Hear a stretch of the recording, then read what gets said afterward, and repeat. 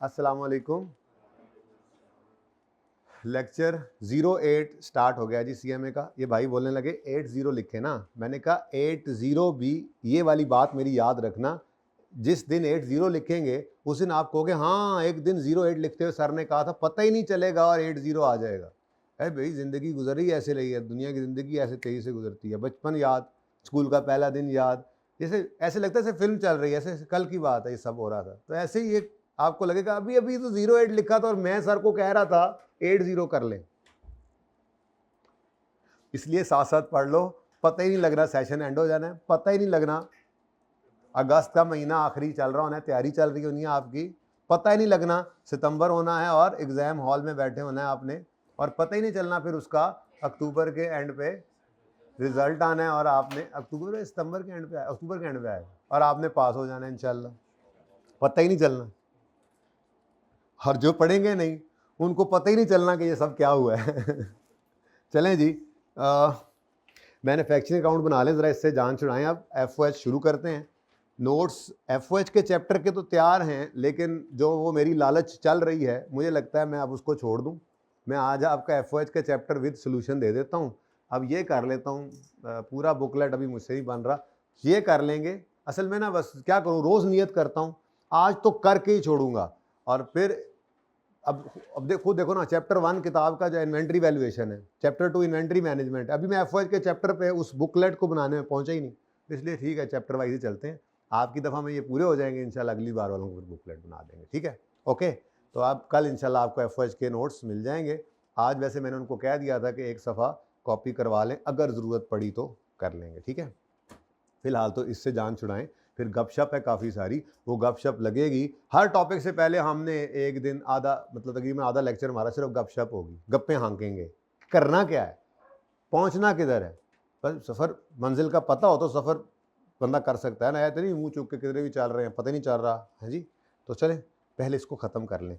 वैसे आप लोगों ने थ्योरी भी पढ़ ली होगी इसकी सारी, मैं उसकी तरफ जाता हूँ। अगर कोई आपका क्वेश्चन हुआ तो ज़रूर आपको मैं उसका आंसर देने की कोशिश करूँगा। मैंने आपसे बात की थी, दो तरह के बिजनेस होते हैं, ट्रेडिंग और मैन्युफैक्चरिंग, ठीक है।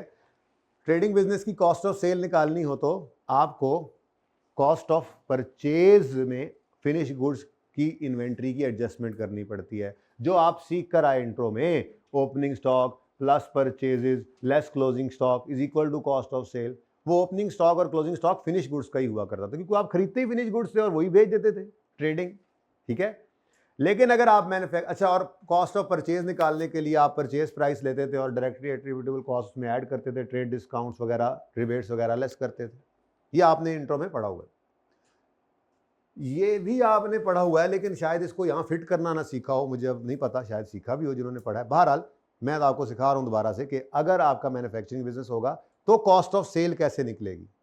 उसी तरह से ओपनिंग क्लोजिंग फिनिश गुड्स की एडजस्टमेंट होगी, लेकिन एडजस्टमेंट जो होगी वो कॉस्ट ऑफ परचेज में नहीं होगी, कॉस्ट ऑफ गुड्स मैन्युफैक्चर्ड में होगी।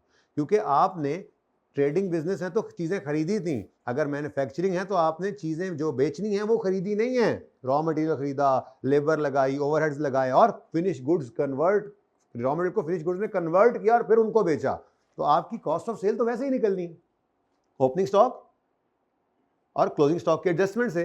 लेकिन यहाँ पे कॉस्ट ऑफ परचेज नहीं, कॉस्ट ऑफ गुड्स मैन्युफैक्चर्ड आएगी, जो कि आपकी मैन्युफैक्चरिंग अकाउंट में निकलती है। यानी कि ये बेसिकली वर्किंग है जिसमें आप कॉस्ट ऑफ गुड्स मैन्युफैक्चर्ड निकालते हैं, जिसमें आपने जो मटेरियल आपका कंज्यूम हो गया डायरेक्ट, जो लेबर आपकी डायरेक्ट लग गई, जो आपकी इनडायरेक्ट मटेरियल, इनडायरेक्ट लेबर और बाकी FOH के खर्चे, फैक्ट्री की चार दीवारी के सारे खर्चे, प्रोडक्शन कॉस्ट, प्रोडक्ट कॉस्ट, याद है पहला दिन प्रोडक्ट कॉस्ट और पीरियड कॉस्ट पढ़ाई थी, तो जो कॉस्ट ऑफ सेल में आया करती है वो प्रोडक्ट कॉस्ट होती है। जब आप ट्रेडिंग बिजनेस थे तो प्रोडक्ट की कॉस्ट परचेज किया था तो वही उसकी कॉस्ट थी, और जब आप मैन्युफैक्चरिंग बिजनेस हैं तो प्रोडक्ट की कॉस्ट मैन्युफैक्चरिंग करके जो आपने प्रोडक्ट बनाई है उसकी कॉस्ट है। तो प्रोडक्ट कॉस्ट जीपी से ऊपर होती है, यानी फैक्ट्री से रिलेटेड जितने भी खर्चे होंगे वो जीपी से ऊपर पड़े होंगे अगर आप मैन्युफैक्चरिंग कंसर्न हैं, ठीक है। तो ये आपके material, labour, overhead, total factory के खर्चे। लेकिन अगर कोई चीज आपकी इस पीरियड में कंप्लीट नहीं हुई, मटेरियल भी नहीं है, काम चल रहा होता है, प्रोसेस कॉन्टिन्यूसली चल रहा होता है आपकी फैक्ट्री में, पीरियड एंड आ गया तो जो अभी गाड़ी आपकी इनकम्प्लीट थी, सारी कंप्लीट नहीं हुई थी, फिनिश गुड में कन्वर्ट नहीं हुई थी, कॉस्ट तो उस पर भी लग चुकी है, मटेरियल इस पे लग चुका, लेबर इस पे लग चुकी, ओवरहेड इस पे लग चुके, ठीक है मुकम्मल अभी नहीं लगे लेकिन कॉस्ट तो इनकर हुई ना इस पीरियड में जो फैक्ट्री में, वो इस पे भी हुई है। अब यहां पे हमने क्या निकाला है, टोटल फैक्ट्री कॉस्ट या टोटल प्रोडक्शन कॉस्ट। हमें यहां पे क्या लिया, डायरेक्ट मटेरियल कंज्यूम्ड, जो फिनिश गुड्स बन गई उन पे भी मटेरियल जो लगा था वो भी इसमें पड़ा है, और जो अभी नहीं फिनिश हुई लेकिन जो मटेरियल उन पे लग गया कंज्यूम होने की वजह से वो इधर तो आ गया ना, जो लेबर इस पे लग चुकी इधर तो आ गई, जो एफओएच इस आधी एक टायर वाली गाड़ी पे लग चुके वो यहां पे आ चुके। तो टोटल फैक्ट्री कॉस्ट के अंदर आपके जो अभी यूनिट्स इन प्रोसेस हैं उन पर भी कॉस्ट लग चुकी है। हमें इससे मसला क्या है, हमने टोटल फैक्ट्री कॉस्ट जो निकाली है इसमें चूंकि अभी इनकम्प्लीट प्रोडक्ट्स पर भी कॉस्ट इनकर जो हुई है वो पड़ी हुई है, तो हमने उसको निकालना है, क्योंकि हम ढूंढने निकालने चले क्या थे, कॉस्ट ऑफ गुड्स मैन्युफैक्चर्ड, जबकि ये टोटल फैक्ट्री कॉस्ट है, इसमें कुछ अभी मैन्युफैक्चर नहीं हो पाई हैं, अभी इनकम्प्लीट पड़ी है, उन पे भी कॉस्ट लग चुकी है। तो क्या करेंगे, वो जो क्लोजिंग वर्क इन प्रोसेस जो है ना उसकी कॉस्ट निकालेंगे, क्या इस पर कितनी कॉस्ट लग चुकी है, वो यहाँ नहीं, वो कहीं सीखेंगे कितनी कॉस्ट इस पे अब तक लग चुकी है, वो कॉस्ट हम यहां से क्या कर देंगे, माइनस। तो जब यहां से माइनस कर देंगे तो 270 में से अगर ये माइनस कर दें तो बाकी क्या बचेगा, वो कॉस्ट जो मैन्युफैक्चर होने वाली गुड्स के ऊपर लगी है वही हमें चाहिए थी। अच्छा, फिर एक तो ये है इस पीरियड के अंदर जो क्लोजिंग में वर्क इन प्रोसेस है, पिछले पीरियड में भी तो ऐसे ही कुछ वर्क इन प्रोसेस में क्लोजिंग रहा होगा, वो पिछले पीरियड में हमने ऐसे ही माइनस कर दिया होगा, उसकी कॉस्ट पूरी की पूरी माइनस कर दी होगी, क्योंकि वो हमने उस दिन का हमने कहा था वहां मैन्युफैक्चर नहीं हो पाई थी, लेकिन अगले पीरियड में तो सबसे पहले वही मैन्युफैक्चर होनी है। तो जो कॉस्ट उस पर पिछले पीरियड में लग चुकी थी वर्क इन प्रोसेस पे, इस पीरियड में अगर वो आई हैं चीजें बनने तो मजीद वो वाली कॉस्ट तो नहीं ना लगेगी उस पर, वो वाली कॉस्ट यहाँ पे ऐसे ऐड कर देंगे और मजीद जो बची खुची कॉस्ट है यहाँ पर लगकर ये भी क्या बन जाएंगी, कंप्लीट वाली गुड्स, तो इनकी कॉस्ट भी आ जाएगी। तो बहरहाल ये ऐसी लंबी बहस, आपको पता ही है, ओपनिंग ऐड करते हैं, क्लोजिंग को लेस करते हैं, अगर ऐसे भी चले तो काम हो जाएगा। टोटल फैक्ट्री कॉस्ट में वर्क इन प्रोसेस की इन्वेंटरी की एडजस्टमेंट करनी है, ओपनिंग को ऐड क्लोजिंग को लेस, तो आप पहुंच जाएंगे कॉस्ट ऑफ गुड्स मैन्युफैक्चर्ड पे। इस कॉस्ट ऑफ गुड्स मैन्युफैक्चर्ड में अगर आप ओपनिंग फिनिश गुड्स और क्लोजिंग फिनिश गुड्स की एडजस्टमेंट कर दें, ओपनिंग ऐड क्लोजिंग लेस, तो ये कॉस्ट ऑफ गुड्स मैन्युफैक्चर्ड क्या बन जाएगी, कॉस्ट ऑफ सेल्स। ठीक है, अब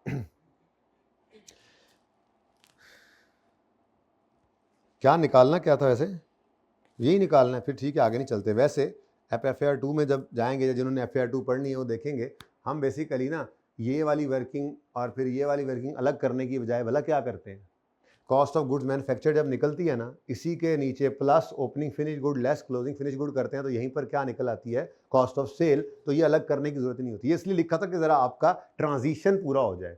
आपने जैसा इनकम स्टेटमेंट बनाना सीखा था PNL के ये इंट्रो के अंदर, वो ट्रांजिशन सामने आ जाए, इसलिए मैंने ऐसे लिखा, वरना तो यहीं पर ही आप ओपनिंग क्लोजिंग फिनिश गुड्स कर सकते हैं। अब मैंने अपने सवाल में देखना है मुझसे उसने मांगा क्या है, अगर तो उसने कॉस्ट ऑफ गुड मैन्युफैक्चर्ड मांगा है तो बस यही है, और अगर उसने कॉस्ट ऑफ सेल मांगा हुआ तो फिनिश गुड्स ओपनिंग क्लोजिंग की एडजस्टमेंट भी यहां करके आगे चले जाएंगे। ओके, ठीक है।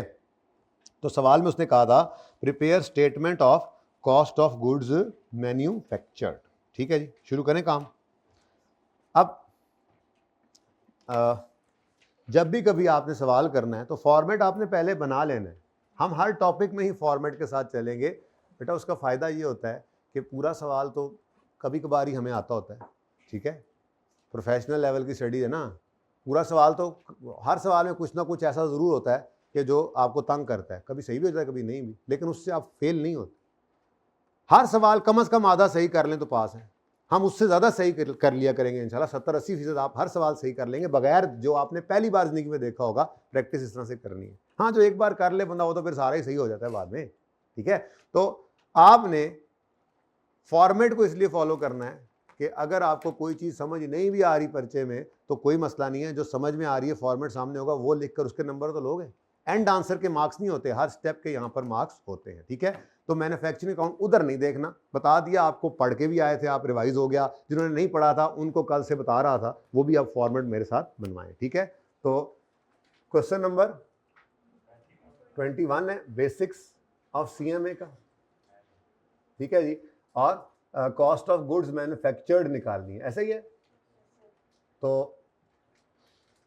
Cost of goods manufactured, manufacturing account की हेडिंग दे देता हूं ताकि आपको बस याद रहे कि ये इसी में से निकला करती, वरना उसने नाम ये इस्तेमाल नहीं किया मैन्युफैक्चरिंग अकाउंट, ठीक है जी। अब बताइए जी, direct material consumed, direct material, अब चूंकि इसके अंदर एडजस्टमेंट होती है, आपको पता है, वर्किंग वन करेंगे, क्या एडजस्टमेंट होती है, ओपनिंग रॉ मटेरियल का स्टॉक पकड़ेंगे, परचेज ऑफ रॉ मटेरियल को ऐड करेंगे, क्लोजिंग रॉ मटेरियल को लेस करेंगे, तो कंज्यूम्ड की फिगर आएगी। फिर रॉ मटेरियल परचेज हो रहा है तो ये वही परचेज का रूल तो वही है। अगर आप ट्रेडिंग बिजनेस है तो आप फिनिश गुड्स परचेज कर रहे थे तो परचेज प्राइस और बाकी सारे खर्चे उसमें डायरेक्टली एट्रीब्यूटेबल ऐड कर रहे थे, डिस्काउंट्स लेस कर रहे थे, सब कुछ वैसे ही यहां पर होगा, क्योंकि जहां बाहर की पार्टी इन्वॉल्व है मैन्युफैक्चरिंग कंसर्न में, वो ये रॉ मटेरियल ही तो है। तो रॉ मटेरियल की परचेज कॉस्ट के अंदर वही वाली चीजें आ जाएंगी जो आपने मटेरियल बाहर से खरीदे, जैसे फिनिश गुड्स खरीद रहे थे, इसकी परचेज प्राइस होगी, इसके डायरेक्टली एट्रीब्यूटेबल खर्चे ऐड हो सकते हैं। तो ये सारा कुछ हम वर्किंग वन में कर लेंगे, ठीक है। पहला दिन है आपका, हाँ अच्छा, मैं पूछा किसी को जवाब कैसे, चलो खैर तो कोई गल नहीं, चलेगा। किसका आज पहला दिन है? नहीं मानेंगे, है नहीं किसी का, चलें। अच्छा जी, डायरेक्ट मटेरियल कंज्यूम्ड इंशाल्लाह निकल आएगा। उसके बाद डायरेक्ट लेबर, इन दोनों का टोटल क्या होता है जी? पर जरूरत नहीं है लिखने की जब तक वो खुद कह ना दे, बस छोड़ो, बस ठीक है, दोनों का टोटल होता है। कहा हुआ है? क्या कहा हुआ है? अच्छा सॉरी, इन दोनों का टोटल क्या बन जाएगा? एडा केड़ा मसला है, डायरेक्ट एक्सपेंस कोई नहीं है फिलहाल, तो मुझे तो नहीं नजर आया था, कल मैंने देखा था सवाल। आप एक लाइन छोड़कर लिख लें, ठीक है, ओके। है तो नहीं था वैसे सचमुच, हाँ वो सैलरीज हैं, ठीक है, यानी वेरिएबल है। लेबर कॉस्ट मैंने कहा था नॉर्मली होती वेरिएबल है, ठीक है, उन्होंने अलग कर दी, कुछ अलग कर दी वेरिएबल, ठीक है। अच्छा छोड़े इस बात को, खैर आप एक लाइन छोड़कर प्राइम कॉस्ट लिख लीजिएगा। अच्छा उसके बाद क्या करेंगे जी, हम फैक्ट्री ओवरहेड्स की हेडिंग देकर 4-5 लाइनें इसके लिए छोड़ देंगे। वैसे सवाल मैंने पढ़ा नहीं है, लेकिन 4-5 ही होंगे, इससे ज़्यादा क्या होंगे, वैसे कितने थे? चलो 4-5 अच्छा, खुली डुली लाइनें छोड़ दें, ठीक है। यहाँ पे आपके पास एक टोटल आएगा, ठीक है, उस टोटल में 3 चीज़ें शामिल हो चुकी होंगी, डायरेक्ट मटेरियल होगा, डायरेक्ट लेबर होगा, और यहाँ पे FOH का टोटल कर देंगे। ये 3 चीज़ें टोटल करके आपकी ये जो फिगर आएगी, इसका क्या नाम है जी? Total factory cost. Total factory, मारे ना जाना मेरे हाथों में, टोटल फैक्ट्री कॉस्ट या टोटल प्रोडक्शन कॉस्ट। अब टोटल प्रोडक्शन कॉस्ट या टोटल फैक्ट्री कॉस्ट लिखते हैं, प्रोडक्शन कॉस्ट से कंफ्यूज ना हो जाए। टोटल फैक्ट्री में इतनी कॉस्ट इस पीरियड में लग गई, ठीक है।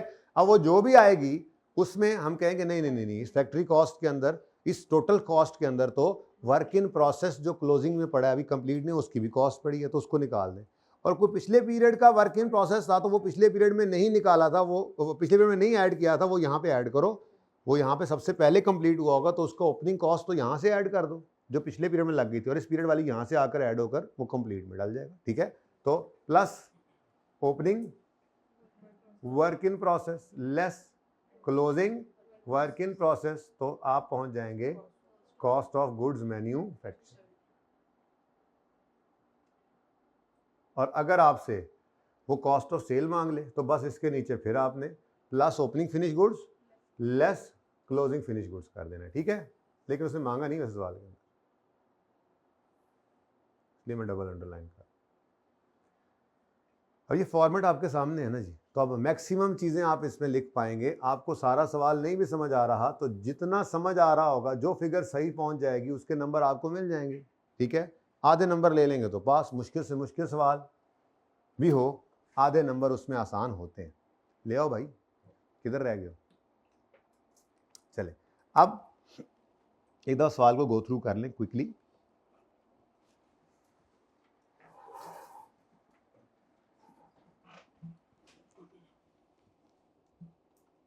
जी, फॉर्मेट बनाई जा रहे हैं, करें यार, उधर फॉर्मेट हाइब्रिड वाले भी बना रहे हैं, जल्दी कर लो यार।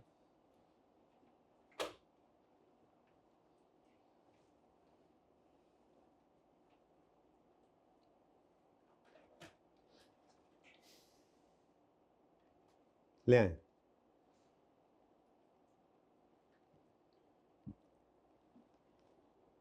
Following information pertains to Katas industries limited for the year ended 30 June 2020। Purchase of raw material, purchase price आ रही है, डिस्काउंट आ रहा है, माइनस करेंगे, ऐसा ही है, क्योंकि ये परचेज प्राइस है जो उसके ऊपर लिखी हुई थी, इनवॉइस वाली इसको कहते हैं। तो डिस्काउंट दे दिया उन्होंने, हमें बल्क में हमने खरीदा, तो ये माइनस करेंगे। अर्ली सेटलमेंट डिस्काउंट, ये भी अब लेस होता है। आप तो माशाल्लाह नए ज़माने के लोग हैं, किसी ज़माने के अंदर ये कैश, इसको कैश डिस्काउंट भी कहते हैं, सेटलमेंट डिस्काउंट, कैश डिस्काउंट। किसी ज़माने में ये अदर इनकम हुआ करता था, ठीक है। लेकिन फिर IFRS 15 असल में आया, जो आपने FAR 2 में पढ़ना है। उसने आकर असल में तो जो डिस्काउंट अलाउड एक्सपेंस होता था ना, लोग पता क्या करते थे, लोग कहते थे कि यार सेल को ना, सेल असल में सबसे पहले आप किसी भी फाइनेंशियल स्टेटमेंट को ओपन करें ना, आपको सबसे पहले ऊपर नज़र आता है सेल्स, ठीक है। तो सेल्स एक ऐसी फिगर है कि जो आपको मिसलीड कर सकती है। देखते साथ ही इतनी सेल इस कंपनी की, तो कंपनी की कोशिश होती थी कि इसको ओवरस्टेट किसी तरह से कर लें। तो करते क्या थे, वो कहते थे यार इनवॉइस बना दी 100 रुपये की, यार ये 100 रुपये की ले जाओ, और जब वापस जल्दी पैसे दे दिए ना तो आपको डिस्काउंट देंगे। तो डिस्काउंट फिर जाके नीचे कहीं सेलिंग एक्सपेंसेस में माइनस करते थे। तो सेल एक तरह से ओवरस्टेट हो जाती थी, डिस्काउंट से नेट नहीं करते थे यहाँ पे फेस पे, फिर सेल थोड़ी सी ज़्यादा नज़र आती थी। तो IFRS 15 ने आकर कहा ना जी ना, डिस्काउंट अलाउड एक्सपेंस जो है उसकी एंट्री अब आपने डायरेक्ट सेल में ही नेट, यानी कि सेल्स को ही आपने डेबिट कर देना है। तो आप ये पढ़ के आए हैं कि जो डिस्काउंट अलाउड एक्सपेंस होता है वो सेल्स में डेबिट होता है। और ये तो IFRS 15 ने कहा था ना, अकाउंटेंट ने दूसरी चीज़ फिर खुद कर ली कि अगर डिस्काउंट अलाउड एक्सपेंस सेल में से नेट करना है तो डिस्काउंट रिसीव्ड इनकम भी फिर अदर इनकम में पहले जाया करती थी, वो कहाँ पे ले जाएंगे, परचेज में से नेट करेंगे। तो वही काम यहाँ पे करना है। ये क्या है, purchase, purchase of raw material है, तो इसमें से सेटलमेंट डिस्काउंट को क्या कर देंगे हम, माइनस। तो ये भी माइनस होना, ठीक है। अच्छा आगे बढ़ते हैं जी।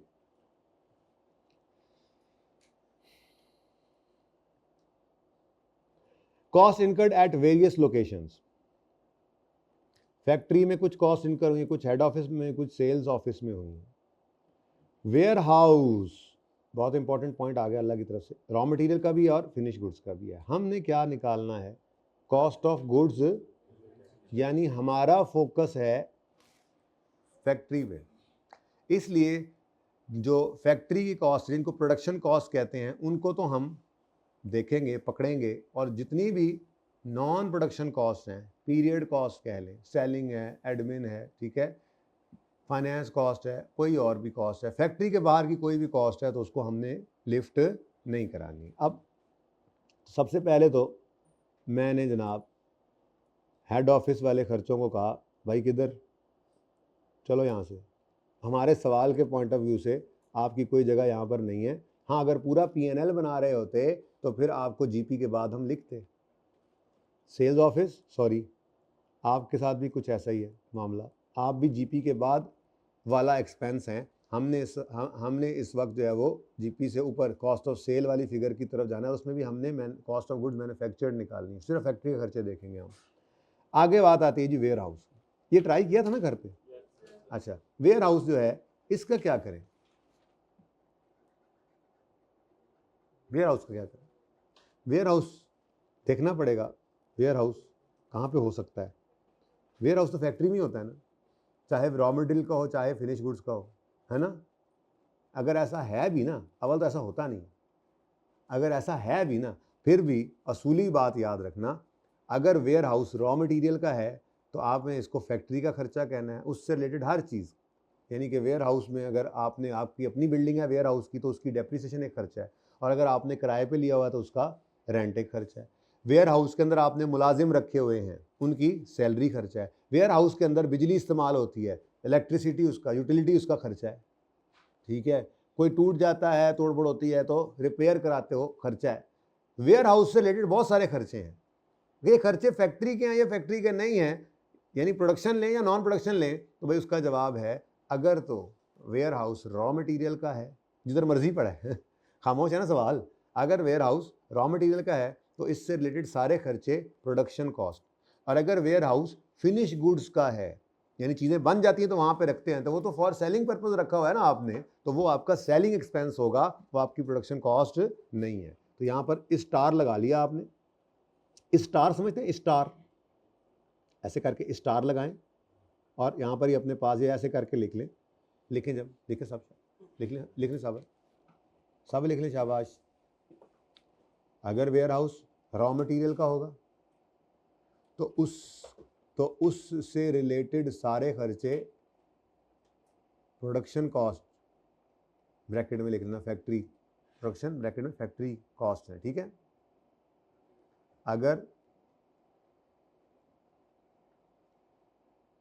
अगर वेयर हाउस रॉ मटेरियल का है, यूँ लिख लो, अगर रॉ मटेरियल वेयर हाउस है, अगर रॉ मटेरियल वेयर हाउस है तो उससे जुड़े हुए सारे खर्चे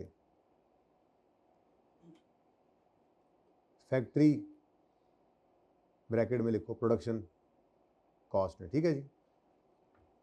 और अगर फिनिश गुड वेयर हाउस है, और अगर फिनिश गुड्स का वेयर हाउस है, और अगर फिनिश गुड्स का वेयर हाउस है तो उससे रिलेटेड, उससे जुड़े हुए सारे खर्चे, तो उससे रिलेटेड, उससे जुड़े हुए सारे खर्चे क्या होंगे जी? Selling expense. क्या होंगे जी? सेलिंग एक्सपेंस, ठीक है जी, बिल्कुल। फिलहाल तो मुझे चाहिए क्या? Production cost. कर लिए कॉपी एक पेज? चलो देखते हैं, यहीं पे बैठना है, 2 मिनट में हो जाएगा ना, तो बस अभी बताता हूँ। वैसे पता नहीं, लंबी कहानी होती है, आपको पता है, हो सकता है इस तक पहुँचे ही ना, तो फिर कल एक ही बार इनको नोट्स दे देने, ठीक है।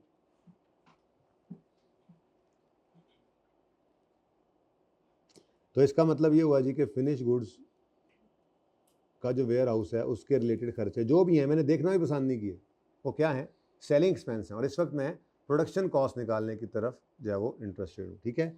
लो जी, गाली मुक गई। फैक्ट्री के खर्चे रह गए एक कॉलम में, और एक कॉलम में रॉ मटेरियल का वेयर हाउस है, उससे खर्चे रह गए। कहानी आसान हो गई। चल अब आगे बढ़ते हैं। खर्चे कौन कौन से हैं? सैलरीज एंड वेजेस हैं। अब सैलरीज एंड वेजेस में आपको पता है डायरेक्ट भी हो सकती है, इनडायरेक्ट भी हो सकती है। तो हम बाइफरकेट करेंगे यहाँ पर, क्योंकि मुझे रिक्वायरमेंट में कहा गया है प्राइम कॉस्ट लिख कर बताओ, ताकि बच्चा बच ना जाए। टोटल फैक्ट्री कॉस्ट में तो इकट्ठा लिख के काम चल जाता ना, प्राइम कॉस्ट में तो आपको पता है डायरेक्ट इनडायरेक्ट अलग करने पड़ते हैं। तो कहीं ना कहीं मुझे बताएगा डायरेक्ट इनडायरेक्ट के बारे में, ठीक है। चलो देखते हैं। स्टार लगा हुआ इसके साथ, क्या कहता है स्टार में जाकर?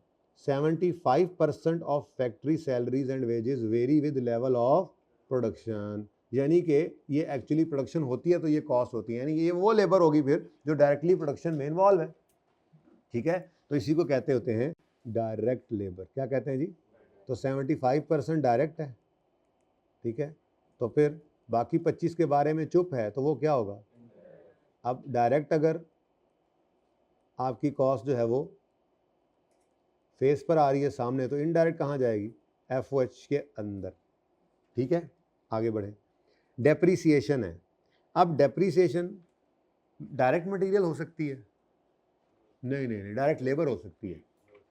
नहीं, ये है तो ओवरहेड। अब अगली बात, अभी तक क्लियर नहीं है कि ये डेप्रीसिएशन किसकी है, फैक्ट्री की मशीनों की है, या सेल के शोरूम की बिल्डिंग की है, या सेल के शोरूम के अंदर पड़े फर्नीचर की है, AC की है, या एडमिन डिपार्टमेंट की है। ऊपर लिखा तो है फैक्ट्री इतना बड़ा, तो ये डेप्रीसिएशन बहरहाल फैक्ट्री की है, ठीक है। अब फैक्ट्री के अंदर चाहे फैक्ट्री की बिल्डिंग अपनी है उसकी डेप्शन है, चाहे उसमें लगे हुए प्लांट मशीनरी की है, चाहे उसमें पड़े हुए फर्नीचर, कंप्यूटर, इक्विपमेंट, व्हीकल की है, ये डेप्रीसिएशन फैक्ट्री से रिलेट करती है। सारी की सारी क्या बनेगी? Direct material, direct labour. हाँ फिर तो जाग के बैठो ना, बोलो ना, फूटो ना, सुबह से बोल मैं रहा हूँ, रोज़ा तुम लोगों को लगा हुआ है, पता नहीं कहाँ से आते हैं। अच्छा जी, FOH है। Next, rent. डायरेक्ट मटेरियल तो नहीं हो सकता, डायरेक्ट लेबर नहीं हो सकता, तो फिर है तो फैक्ट्री का खर्चा, ओवरहेड। इतना आसान सवाल। Utilities, okay. उसके बाद ब्रेकअप ऑफ इन्वेंट्रीज है, 1 जुलाई 19 और 30 जून 20। ये क्या, हमारा ईयर एंड है 30 जून 20, तो ये ईयर एंड अगर 30 जून 20 है तो ये 19 में शुरू हुआ था साल तो एक फाइनेंशियल ईयर तो कोई से 12 महीने हो सकते हैं बेटा, ठीक है। तो ये 30 जून 2020 तक है, ठीक है जी। तो ओपनिंग और क्लोजिंग बेसिकली गिवन है, तो ये ओपनिंग इन्वेंट्री है और ये क्लोजिंग, ठीक है। Due to machine breakdown raw material costing 1560 was lost during production process. हाँ जी, ये कोई नॉर्मल इवेंट है। फैक्ट्री साड़ी टूट गई, तुसी कह रहे हो नॉर्मल है? नॉर्मल है, ये नॉर्मल। फैक्ट्री टूट गई, ब्रेक डाउन हो गया, काम रुक गया और उसकी वजह से हमारा बहुत सारा मटेरियल क्या हो गया, ज़ाया हो गया। तो ये नॉर्मल वे तो नहीं है, ये मटेरियल तो इस्तेमाल होकर फिनिश गुड्स में कन्वर्ट होना था। फैक्ट्री के ख़राब होने की वजह से, प्लांट के ख़राब होने की वजह से, एक्सीडेंट एक हुआ, उस वजह से ये हमारा लॉस हो गया। जैसे आपने इंट्रो में पढ़ा हुआ है एबनॉर्मल लॉस क्या होता था आपका। आपने फिनिश गुड्स खरीदी फॉर सेलिंग पर्पस, बेचने के लिए थी, बेचने के लिए आपने खरीदी थी। आपकी दुकान में, वेयर हाउस में आग लगी, इन्वेंट्री तबाह दे, क्या है, आपके बिजनेस से तो चली गई ना, ये एबनॉर्मल लॉस हो गया। अच्छा, चोरी हो गई, सैलाब आया, इन्वेंट्री बह गई, जल्जला आया, इन्वेंट्री धंस गई, ये सब क्या है, एबनॉर्मल वे ऑफ डिस्पोजल, ठीक है। तो एबनॉर्मल लॉस शायद आपने पढ़ा हो, ठीक है। लेकिन फिर भी मैं आपको फिक्स्ड, चले छोड़े। वैसे आपको अगर मैं बात कहूं, एबनॉर्मल लॉस सिर्फ एक नहीं, दो चीज़ों का बताता हूं, ठीक है, दो चीज़ों का बताता हूं। जैसे नॉन करंट एसेट है, fixed asset, non current asset, PPE का अगर एबनॉर्मल लॉस हो जाए, कितने बच्चे आप में से ऐसे हैं जिन्होंने FAR1 पढ़ी हुई और यहाँ बैठे हैं, हाथ खड़ा करें। ओके, हाइब्रिड वाले तुसी कितों आए हो यार, ते कितने जाना जे, नाल ही हो मेरी क्लास, दस्या करो यार, मैंने फौरन देखना होता है इधर। अच्छा, कितनों ने नहीं पढ़ा हुआ अभी FAR1? अच्छा, हाथ नीचे करें। पढ़ रहे हैं तो काम तो ਤੁਹਾਡਾ भी हो गया। आप लोगों ने भी डिस्पोजल ऑफ फिक्स एसेट तो पढ़ ही लिया होगा। अब ये जो डिस्पोजल है ना, डिस्पोजल, ये FAR1 में अभी आपको पढ़ाया भी जाएगा। थोड़ी सी बात है, वैसे तो डिस्पोजल की जनरल एंट्री आपको आती है। डिस्पोजल क्या है, एसेट का बिजनेस से चले जाना। नॉर्मल तरीका क्या है, सेल कर दें या किसी और एसेट के बदले में एक्सचेंज कर दें। एबनॉर्मल तरीका क्या है, बिल्कुल वैसे ही जैसे इन्वेंट्री को आग लगती है तो वो जल के खाकस्तर हो जाती है, स्वाह हो जाती है, कख नहीं रहता। अगर आपका नॉन करंट कोई एसेट है, फिक्स्ड एसेट है, पीपीई है, उसको भी आग लगेगी तो उसके साथ भी यही होगा। उसको भी लोग चोरी करके ले जा सकते हैं, वो भी सैलाब में बह सकता है, जलजले में धंस सकता है। इसका मतलब एबनॉर्मल लॉस का मतलब, एबनॉर्मल वे ऑफ डिस्पोजल का मतलब क्या है, फिक्स एसेट का बिजनेस से चले जाना। मैंने ये एंट्री क्यों सिलेक्ट की है, क्योंकि ये एंट्री आपको अच्छे से आती है, ठीक है। कि आप कहते होते थे कि जी एसेट अकाउंट में से जाने वाले एसेट की कॉस्ट को क्रेडिट कर देंगे हम। लेट्स से मैं कहता हूँ जी 200 रुपये मेरा ये एसेट की कॉस्ट, और जिस दिन आग लगी है उस दिन एक्यूमुलेटेड डेप्रिसिएशन उस दिन तक की वो लेट्स से 70 रुपये की इसकी थी, इतना हमने इस्तेमाल कर लिया हुआ था। अब आग लगी तो ये तबाह हो गया। अब तबाह हो गया तो कैश आ भी सकता है, इंश्योरेंस को बाद में देखते हैं। इंश्योरेंस ना भी हो तो आपका ये आग लगने के बाद कबाड़ के भाव भी तो बिक सकता है। लोहा लोहा सिर्फ बच गया, कबाड़िया उठा के ले जाए तब भी कैश आ सकता है। अच्छा, ऐसा बुरा हाल हुआ कि बिल्कुल खाक हो गया, हवा चली और वो भी उड़ गई, हमारे पल्ले कुछ नहीं बचा, तो कैश नहीं भी मिल सकता, ठीक है। कैश हो भी सकता है, नहीं भी हो सकता, लेकिन ये तो तब है ना जब इंश्योरेंस ना हो। अगर आपने अपने एसेट की इंश्योरेंस करवाई हुई हो तो फिर आप इंश्योरेंस वालों को जाकर रो के दिखाते हैं, हम तो तबाह हो गए, बर्बाद हो गए। इंश्योरेंस वाले कहते हैं अच्छा ठीक है, हम आके चेक करते हैं। वो आके विजिट करेंगे, उसके बाद फिर वो दफ्तर में जाके आपको एक लेटर लिखेंगे कि जी ठीक है, हम एक्नॉलेज करते हैं कि आपका नुकसान हुआ है, हम आपके इस नुकसान में बराबर के शरीक हो जाते हैं। बराबर का शरीक मतलब थोड़ी तो सारा वो भरेंगे। वैसे मैक्सिमम इंश्योरेंस वाले क्या करेंगे, आपका जो लॉस है उसको पूरा करते हैं। ये नहीं होता कि इतने पैसे दे दें कि आपको गेन हो जाए, वरना तो हर कोई एसेट साड़ के बेचे। सॉरी पंजाबी बोल गया मैं। वरना हर कोई एसेट जो है वो जला कर बेचे। जिसका एसेट नहीं बिक रहा, इंश्योरेंस करवाई हुई है, आग ला दो। ठीक है, ऐसा नहीं होगा कि आपको गेन मिले। मैक्सिमम क्या होता है, इंश्योरेंस वाले आपके लॉस को कवर करते हैं। ठीक है ना। खैर मैं कहता हूँ जी, इंश्योरेंस वालों ने आकर कहा कि कैश तो अभी नहीं है, एक लेटर लिख दिया, इसको कहते हैं जी इंश्योरेंस क्लेम रिसीवेबल। उन्होंने कहा जी ठीक है, आपका नुकसान हुआ है, हमने अपना हिसाब किताब लगाया है, तो हम तकरीबन ना आपको इसके लिए 80 रुपये जो है वो दे देंगे।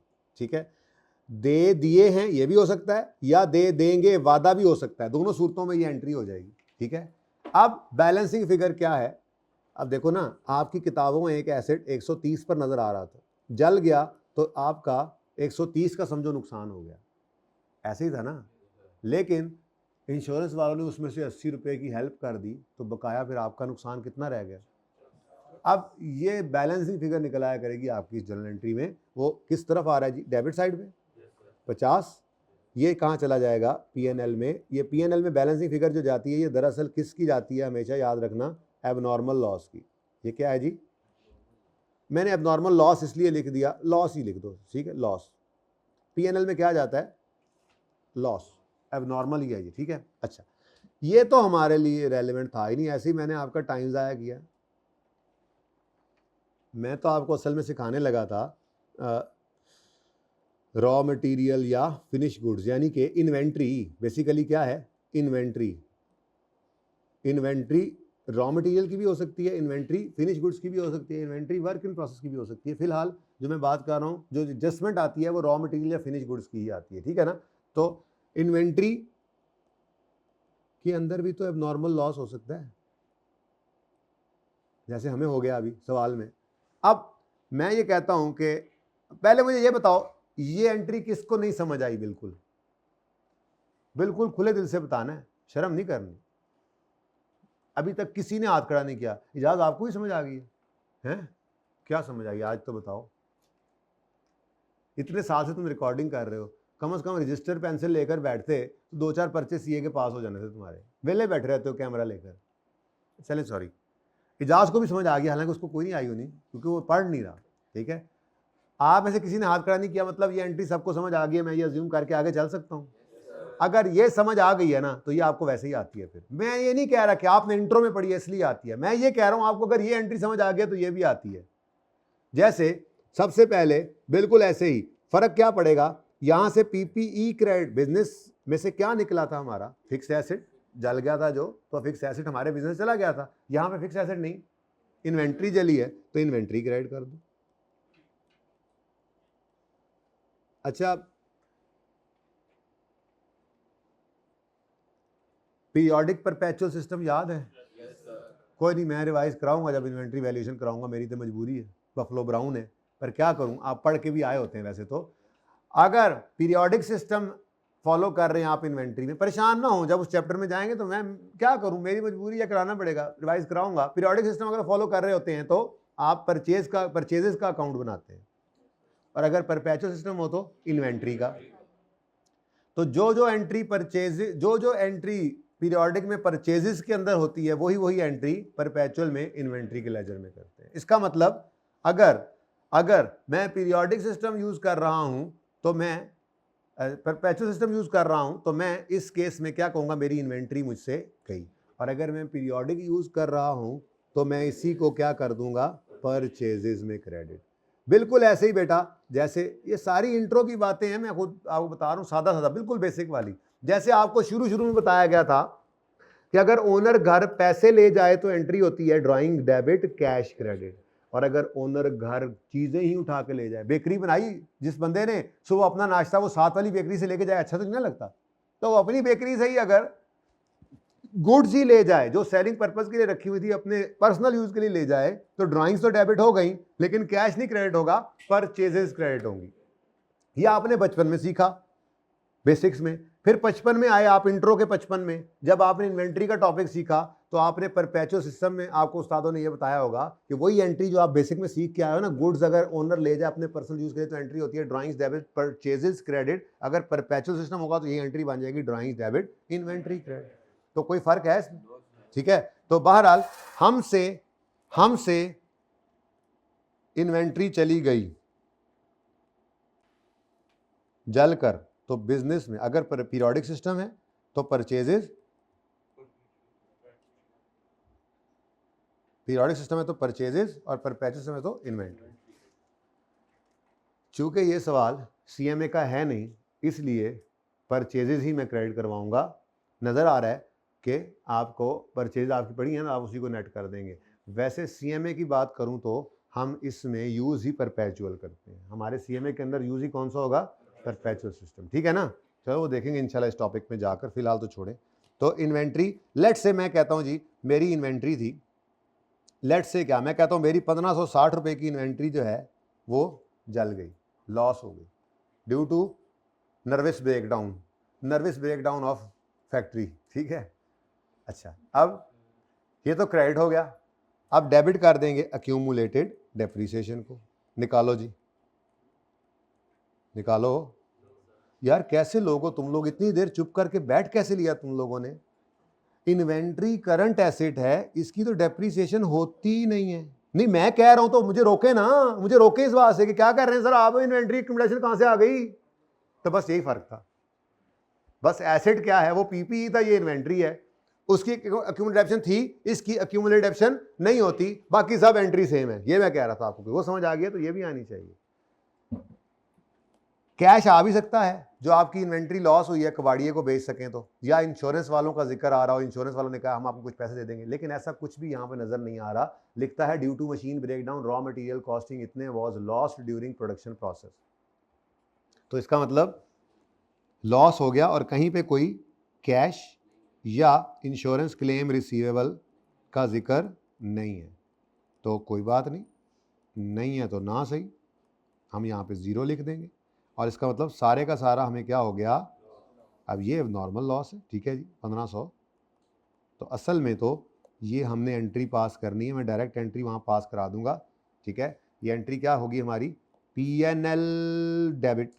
हम पीएनएल बना रहे हैं, बोलो हम पीएनएल बना रहे हैं, तो ये एंट्री हमें कहीं नजर नहीं आएगी। पूरा पीएनएल बना रहे होते तो जीपी के बाद अदर एक्सपेंसेस में ये नॉर्मल लॉस नजर आता, वो बना नहीं रहे, डबल एंट्री नजर नहीं आनी, इसलिए मैंने इतनी बहस की है। ठीक है, तो पीएनएल डेबिट दिमाग में करेंगे और purchases of raw material credit, यानी कि इस एंट्री का असर क्या होगा?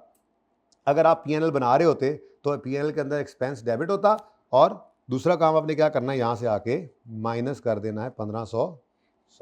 ठीक है, ये और सही है ना? ये परचेज में से नेट कर दें, नीचे अलग से एक और ब्रैकेट लगा देना, मुझे उससे कोई मसला नहीं है। ओके, रॉ मटेरियल ये वापस नहीं ना हुआ, चांद वापस हुआ है।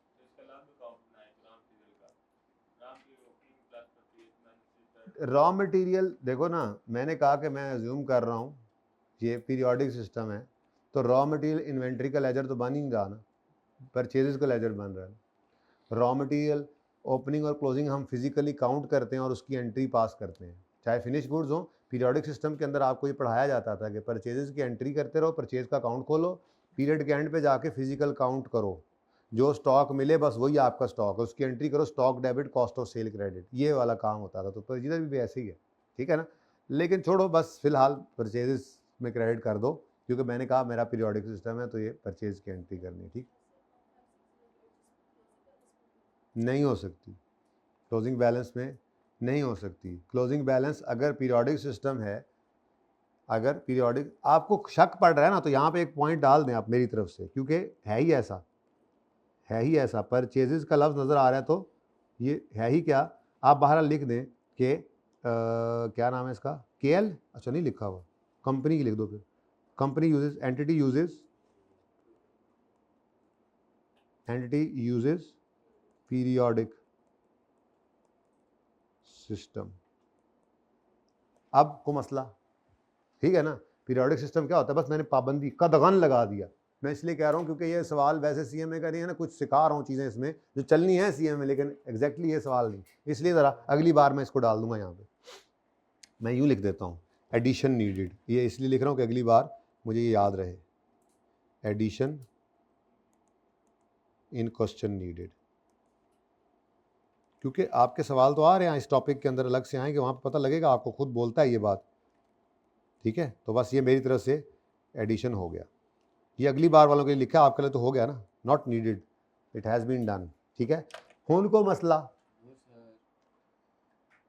पीरियोडिक सिस्टम की खसूसियत क्या है, हम परचेजेस का लेजर बनाते हैं, सारा पीरियड सिर्फ चीज़ों का आना रिकॉर्ड करते हैं, चाहे वो फिनिश गुड्स हैं चाहे वो रॉ मटेरियल है, इन्वेंट्री नहीं बना रहे, परचेजेस बना रहे हैं, तो परचेजेस डेबिट कैश या क्रेडिट करते रहते हैं पीरियड, और बेचने वाली चीज़ें तो बिकती रहती हैं, इस्तेमाल होने वाली तो इस्तेमाल होती रहती हैं, पीरियड के एंड पे आके हम फिजिकल काउंट करते हैं, और जो स्टॉक पड़ा है फिजिकल काउंट बस वही है।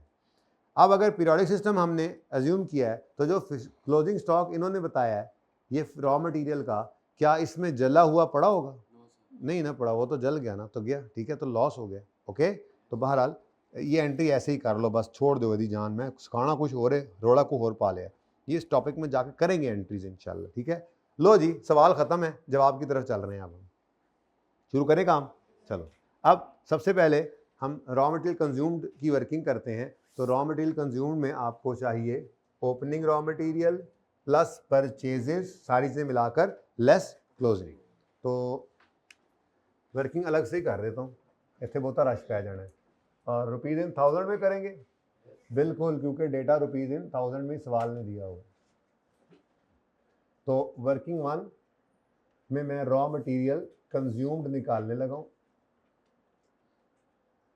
तो मैंने यहाँ पर लिखा जी ओपनिंग स्टॉक रॉ मटेरियल का, उसके बाद प्लस करेंगे इसमें परचेज रॉ मटेरियल, और लेस कर देंगे इसमें से क्लोजिंग स्टॉक रॉ मटेरियल। तो हम कहाँ पहुँच जाएंगे जी, रॉ मटेरियल कंज्यूम्ड पे। किसी को ये ना समझ आ रही हो तो मुझसे पूछ लें, परेशान नहीं होना, जो चीज़ समझ नहीं आ रही आपके लिए नई है, पूछे, कोई मसला नहीं, ये एक्स्ट्रा काम है थोड़ा सा जो मैं करवा रहा हूँ। जैसे हाई लो में एक आखिरी सवाल एक्स्ट्रा था, वैसे ही बेसिक्स में ये आखिरी सवाल एक एक्स्ट्रा सवाल है, ठीक है। वो कुछ चीज़ें इसमें हेल्प दे जाती हैं आगे चल के, इसलिए करवा रहा हूँ, थोड़ा नक्शा बना रहा हूँ आपके दिमाग में, फैक्ट्री का, सेल डिपार्टमेंट का, एडमिन का, थोड़ा ये नक्शा बनाने की कोशिश कर रहा हूँ, और कुछ भी नहीं है, ठीक है। अच्छा, अब ओपनिंग स्टॉक सवाल के अंदर गिवन है रॉ मटेरियल का 6800, क्लोजिंग कितना 8500, तो 6800 आ गया और क्लोजिंग 8500, ये माइनस होना है, अब रह सिर्फ क्या, ठीक है। तो परचेज की फिगर में ये चीज़ें तो आप जो पहले से पता थी वो तो लिख सकते हो ना, किसी को अगर ये समझ नहीं आया तो उसका आधा नंबर कट जाएगा, खैर है, बाकी तो मिलेंगे। तो परचेज प्राइस 96,100 माइनस 3290 माइनस 1580, ऐसे ही करके ब्रैकेट में लिख लेते हैं, ठीक है। तो कितना है जी परचेज प्राइस टोटल, 8 नहीं, ये शो नहीं करनी, वर्किंग शो करनी है ना भाई, 96,100 माइनस 3 माइनस, ये तो हो गया ना वो खर्चे जो आपको पहले से पता था, पढ़े हुए थे, माइनस कर दिया आपने। कोई और मिसाल के तौर पे कैरेज कूरेज आ जाता, कैरेज इनवर्ड आता तो ऐड कर लेते, सही है ना। कोई इंश्योरेंस इन ट्रांजिट आ जाता, ऐड कर लेते, ऐसा कुछ नहीं था, ठीक है। लेकिन एक एबनॉर्मल काम भी हुआ है, ये है भी एबनॉर्मल सी एडजस्टमेंट जो नॉर्मली नहीं होती, ठीक है। वो क्या हुआ, due to machine breakdown raw material costing 1560 was loss during the production process. अब इतनी कहानी के बाद इतनी कहानी सोचनी नहीं है, सादा बात सोचो, मटेरियल लॉस हो गया, पीरियोडिक सिस्टम है तो परचेजेस को क्रेडिट तो करना है, ठीक है। दूसरी चीज़ इस सवाल के हिसाब से तो सोचने की भी ज़रूरत नहीं है को कैश आया या नहीं आया, क्योंकि कैश अगर आएगा तो फिर P&L वाला लॉस कम होना है ना, हमारी परचेज है तो क्रेडिट पूरे सही होने, ठीक है। खैर चलें छोड़ें, 1560 की एंट्री क्या बन गई हमारी, P&L डेबिट, वो हम बना नहीं रहे, ठीक है। और परचेजेस क्रेडिट कितने से जी, 1560, ठीक है। तो जी रॉ मटेरियल परचेजेस आ गया, 89600 70, अच्छा 89670 और आपका रॉ मटेरियल कंज्यूम्ड कितना आ गया जी 87, लो जी बस ये मुश्किल तरीन फिगर थी जिसके अंदर सिर्फ ये समझने वाली चीज़ है, वरना इसमें भी कोई मसला नहीं है। तो एक चीज़ नहीं भी समझ आई तो क्या हो गया, अभी नहीं समझ आई तो कहाँ तक भागेगी ये चीज़, इसकी जान हमने थोड़े छोड़नी है। नॉर्मल लॉस, एबनॉर्मल लॉस ये हमने जाकर पढ़ने हैं बड़ी तफसील से, ठीक है। प्रोसेस कॉस्टिंग के अंदर भी देखा करते हैं हम ये चीज़, और इन्वेंट्री वैल्यूएशन के चैप्टर में तो ये है ही, आपको पता है, आप पढ़ के आए हैं, तो हमारा तो सिलेबस के अंदर मौजूद है ना, एंट्रीज करेंगे, सवालों के अंदर मौजूद है, ये एडजस्टमेंट आएगी बार बार, तो इंशाल्लाह पीएनएल में, कॉस्ट ऑफ सेल में क्या जाना है सब समझ आ जाएगा। अभी थोड़ा अर्ली है, कोशिश की है मैंने गुजारा हो जाए, अगर हो गया है तो अच्छी बात है, नहीं भी हुआ तो उससे भी अच्छी बात है, वक्त आने पे हो जाएगा ये काम, ठीक है। आगे बढ़ें, नेक्स्ट, आगे ना बढ़े, पहले पीछे आए, 87970 यहाँ पे लिख दो, ठीक है जी। नेक्स्ट, अच्छा जी, अब उसके बाद ये तो काम हो गया पूरा। अब इधर आए पॉइंट 2 में, तो सैलरीज एंड वेजेस नज़र आई, 9200 का 75% डायरेक्ट में और 25% इनडायरेक्ट में, वहीं फेस पे करें ये काम। ये कितना है जी टोटल, 9200 का 75% और 9200 का 25%, तोड़ दिया हमने इस खर्चे को, ठीक है। डायरेक्ट लेबर फेस पर सामने प्राइम कॉस्ट से ऊपर, और इनडायरेक्ट लेबर एफओएच का पार्ट होती है, ठीक है। बताएं जी, 6900 और 2300। नेक्स्ट, डेप्रीसिएशन के बारे में एक मसला आ रहा है, डेप्रीसिएशन फैक्ट्री की भी है, ओ लगता है वेयर हाउस की बिल्डिंग अपनी है, तो ठीक है, मसला क्या है, वेयर हाउस की बिल्डिंग, अगर रॉ मटेरियल वाले वेयर हाउस की बिल्डिंग की डेप्शन है तो वो या नहीं, बिल्डिंग नहीं हो सकती, हो सकता है हमारा फोर्क लिफ्टर खड़ा हो जिसमें हम सामान उठा के इधर उधर करते हैं, तो वो भी तो पीपीई है। वेयर हाउस से रिलेटेड कोई भी एसेट है उसकी डेप्रीसिएशन है, फैक्ट्री के अंदर मौजूद कोई भी एसेट है उसकी डेप्रीसिएशन है 3500। वेयर हाउस रॉ मटेरियल का है, उसके अंदर मौजूद कोई भी चीज़, फर्नीचर पड़ा हुआ है तो उसमें लोग बैठे हुए हैं जो हमारे वेयर हाउस के अंदर स्टाफ है, उसकी डेप्रीसिएशन कुछ भी हो सकता है, वेयर हाउस की डेप्रीसिएशन है तो एफओएच है। वेयर हाउस क्योंकि कौन सा है, रॉ मटेरियल वाला, तो 3500 जमा 150 एक ही दफा कर देते हैं, ठीक है, ब्रैकेट में, तो डेप्रीसिएशन लिख दो बस, ये टोटल 3500 जमा फैक्ट्री की और रॉ मटेरियल के वेयर हाउस की, टोटल 3650।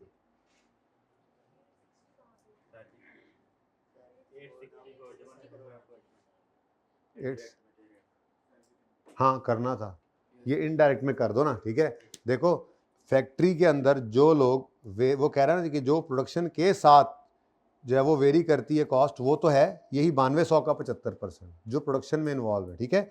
जो इधर डायरेक्टली प्रोडक्शन में इन्वॉल्व नहीं है, अगर वो इनडायरेक्ट लेबर हैं, तो जो ये मैंने आगे देखा नहीं था, जो आपके वेयर हाउस के अंदर अमला काम कर रहा है, जैसे आपको कहा था सिक्योरिटी गार्ड है, फैक्ट्री का ही मुलाजिम है, लेकिन उसकी सैलरी आप इनडायरेक्ट कहे थे, जो वेयर हाउस है अब डायरेक्टली इन्वॉल्व नहीं है प्रोडक्शन में, लेकिन ये वेयर हाउस रॉ मटेरियल का है, ये लोग नहीं होंगे तो रॉ मटेरियल कौन संभालेगा, प्रोडक्शन कैसे होगी, है तो फैक्ट्री की जरूरी जो है वो कॉस्ट, ठीक है।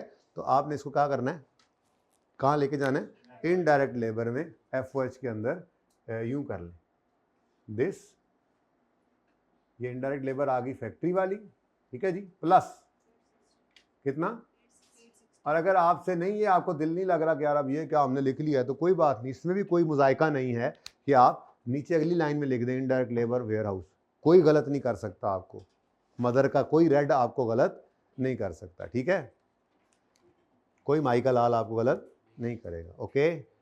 तो जैसे आपका दिल करे, मुझे तो अच्छा लग रहा था इस तरह, ठीक है। अच्छा 3160, नेक्स्ट रेंट 3640 ਹੁਣ ਪਤਾ ਲੱਗ ਗਿਆ ਮੈਨੂੰ, ਹੁਣ ਮੈਨੂੰ ਪੱਕਾ ਲੱਗ ਗਿਆ, पक्का पता लग गया कि सारा कुछ ही हैगा जी। रेंट जी पहला फैक्ट्री वाला, फैक्ट्री का किराया कितना?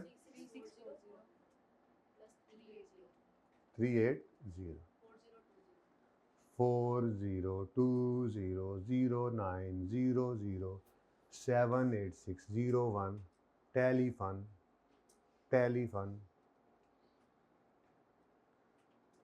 कल फिर बेइज्जत होना है हमने। वैसे इम्प्रूवमेंट तो आ रही है ना, पहले दिन हम 91 पे आउट हो गए थे पहले मैच में और उन्होंने आधे ओवर में बना लिया था, फिर हमने दूसरे मैच में 135 की 36 कर लिया और उनको भी हमने आखिर तक थोड़ा घसीट लिया। क्या पता आज जीत जाए, कल मतलब मुश्किल है। रह गया जी यूटिलिटीज 2780 प्लस। चलो हम अपनी पढ़ाई करें, हम अपनी पढ़ाई करें, वो लोग खेल रहे हैं, हम अपना खेल रहे हैं, पैसे ले रहे हैं, हम उनको देख के अपना टाइम ज़ाया कर रहे हैं, अपने अम्मा अब्बा के पैसे ज़ाया कर रहे हैं जी। छोड़ें पर दफ़ा करें, मुझे देखने दें, मेरा तो पेपर पास है जी। यूटिलिटीज जी